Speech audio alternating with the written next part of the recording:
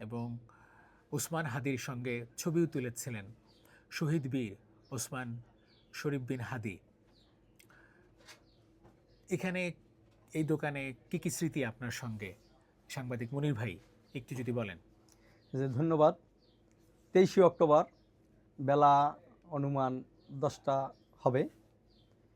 আমি ওসমান বিন হাদির সাথে সাক্ষাৎ করার জন্যই মূলত আমি বাসা থেকে বের হয়েছিলাম। বের হওয়ার পরে খোঁজ নিয়ে তাকে এখানে পাই। এই যে আমি যে চেয়ারটায় বসা আছি, এই চেয়ারটাই ওসমান বিন হাদি বসেছিল এবং আপনি যে এখন যে চেয়ারে আছেন আমি ওখানে বসা ছিলাম। বসা থেকে তার কাছ থেকে অনেক রিকোয়েস্ট করে তারপরে আমি একটি সাক্ষাৎকার গ্রহণ করি। তার আগে আমি তার পাশে রাস্তার পাশে দাঁড়িয়ে দেখেন সে একটি সেলফি তুলি আমরা। সে ছোট ভাই, কিন্তু আমি তার কর্মকাণ্ডে এতটাই মুগ্ধ ছিলাম যে আমি কিন্তু সেই ছোট ভাই হলে কি হবে, তার সাথে কিন্তু আমি একটা সেলফি তুলে রেখেছিলাম, যেটি স্মৃতি আজকে আমাকে কাঁদায়। আর সবচেয়ে এখন বেশি কান্না আসে যে আমি যে চেয়ারটায় বসা আছি এই চেয়ারটাই কিন্তু ও এই 23শে তারিখ এখানে বসেছিল। এই যে চার দোকানদার, এই যে ছেলেটা, সে আমার ওয়ার্ডের বাসিন্দা। আপনারা জানেন যে নলছিটি পৌরসভার সাবেক প্যানেল মেয়র এবং 3 নম্বর ওয়ার্ডের সাবেক কাউন্সিলর। তো আমার ওয়ার্ডেরই এই ছেলে এই চার দোকানে বসে, এখানেই বসেই ওসমান হাদি সে আমার আপ্যায়ন গ্রহণ করেছিল। 1 কাপ চা আর 1 পিস কেক তিনি খেয়েছিলেন। সেখানে বসেই কিন্তু সে ঐতিহাসিক একটি সাক্ষাৎকার প্রদান করেছিলেন এবং সেই আশাই তার কিন্তু শেষ আশা। দেখেন এই যে সেই একটি রচা, সে যে রচা খাচ্ছেন সেই অবস্থায় কিন্তু আমি ছবি ধারণ করেছিলাম, আপনারা দেখতে পাচ্ছেন। জি জি, সে চা খুব ভালোবাসতো। সে চা ভালোবাসতো, সে নিজে কফি বানিয়ে খেতে পছন্দ করতেন। যে ওসমান হাদির নিজের হাতে তিনি যখন আমি দেখেছি যখন জুন মাসে তিনি এই নলছিটিতে এসেছিলেন একবার, তখন তার বাবার কবর জিয়ারত করতে গিয়েছেন তার গ্রামের বাড়ি। সে কবর জিয়ারতের পরে সেখানে আমাদের এখান থেকে বর্তমানে ঝালকাঠি 2 আসনের ইসলামী আন্দোলন বাংলাদেশের যে সংসদ সদস্য প্রার্থী আলহাজ ডাক্তার সিরাজুল ইসলাম সিরাজির ছেলে নাইম বিন সিরাজির সাথে কিন্তু তার বাবার কবরের পাশে সেখানে বসে সেই কবরের পাশে বসে কিন্তু নিজের হাতে কফি বানিয়ে খাচ্ছেন, এরকমেরও কিন্তু ছবি তিনি পোস্ট করেছেন।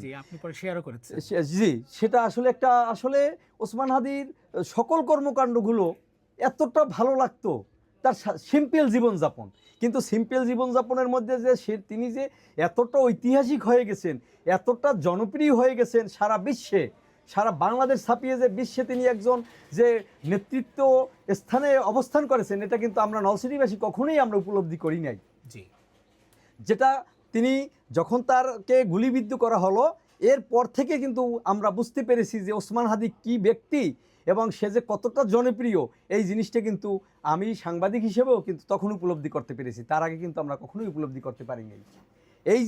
এই যেখানটায় বসা, এখানে বসে তার সাথে প্রায় আমি 30 মিনিট ধরে আমরা বিভিন্ন কথাবার্তা বলেছি। সাক্ষাৎকারটা দিয়েছিলেন মাত্র 3-4 মিনিটের হয়তোবা, কিন্তু তার সাথে প্রায় আমরা আধা ঘন্টা এখানে বিভিন্ন কথাবার্তা বলেছি।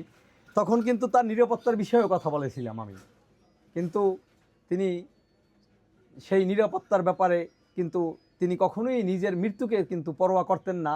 তার কথায় কিন্তু ফুটে এসেছে, যেটা আপনারা দেখেছেন যে শহীদী মৃত্যু কামনা করতেন। তো তার আত্মার রুহের মাগফিরাত কামনা করি। এটাই ছিল সেই সাংবাদিক হিসাবে যে সাংবাদিকদের কাছে যে সাক্ষাৎকার দেওয়া, সেই সর্বশেষ সাংবাদিক আমি, যে আমার কাছে সর্বশেষ জীবদ্দশায় সাক্ষাৎকারটি দিয়েছিলেন, সেই জায়গাটিতে, সেই তার স্মৃতিমাখা সেই চেয়ারটিতে আমি বসে আছি। তো আমি আপনাদের মাধ্যমে সরকারের কাছে অনুরোধ জানাবো, ওসমান হাদির যেসব স্মৃতি চিহ্ন আমাদের ঝালকাঠি জেলার নলছিটিতে বর্তমানে আছে, তার পৈতৃক নিবাস, পাশাপাশি তার জন্মস্থান নলছিটির কুড়িপট্টি, সেই সুগন্ধার তীরে ছোট্ট কুটির, খাসমহলের যে সেই ঘর, সকল কিছু আমরা সংরক্ষণের জন্য সরকারের কাছে দাবি জানাই, যে সরকারিভাবে যে এই সব জায়গা যেন মানুষ যে শহীদ ওসমানের স্মৃতি সেই দেখতে যেন সারা বাংলাদেশ সারা বিশ্ব থেকে মানুষজন আসতে পারে, সেই ব্যবস্থা করার জন্য সরকারের কাছে বিনীত অনুরোধ জানাচ্ছি।